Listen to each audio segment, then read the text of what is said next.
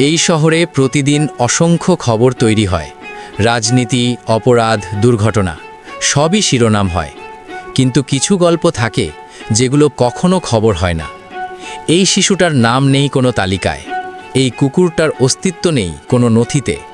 তবুও এই দুটি জীবন প্রতিদিন লড়াই করছে বেঁচে থাকার জন্য। আজ আমরা বলছি এমন এক গল্প যেটা ক্যামেরার সামনে খুব কমই আসে। এটা কোনো বড় মানুষের গল্প না, এটা নীরব নায়কের গল্প। শিশুটার বাস্তবতা, শিশুটার বয়স 8ও হয়নি। এই বয়সে একটি শিশুর থাকার কথা স্কুলে, খাতার পাতায়, স্বপ্নের ভেতরে। কিন্তু বাস্তবতা ভিন্ন। এই শিশুর দিন শুরু হয় শহরের ডাস্টবিনের পাশে। তার হাতে বই নেই, কলম নেই, তার হাতে শুধু সংগ্রাম। স্কুল ব্যাগ নয়, তার কাঁধে ঝুলে থাকে কুড়িয়ে পাওয়া প্লাস্টিকের বস্তা। আজ কত টাকা উঠবে, আজ রাতে কিছু খেতে পারবে কিনা, এই প্রশ্নই তার প্রতিদিনের হিসাব। এই শহরে তার কোনো ঠিকানা নেই, কোনো নিরাপত্তা নেই, সে একা। কুকুরটার উপস্থিতি ঠিক এই একাকিত্বের মাঝেই।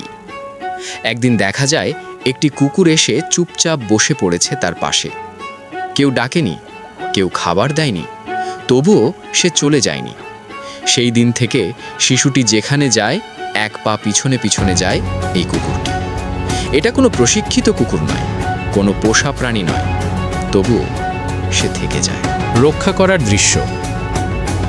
দিনে যখন কেউ শিশুটাকে ধমক দেয়, তাড়িয়ে দেয়, ভয় দেখায়, এই কুকুরটি সামনে দাঁড়িয়ে যায়। কথা নেই, হাত নেই, শুধু শরীরটা দিয়ে দেওয়াল হয়ে দাঁড়ায়। এই কুকুরটি জানে এই শিশুটার পক্ষে কেউ নেই। মানুষ হয়তো মানুষকে ছেড়ে যেতে পারে, কিন্তু এই প্রাণীটি যায় না। রাতের চিত্র।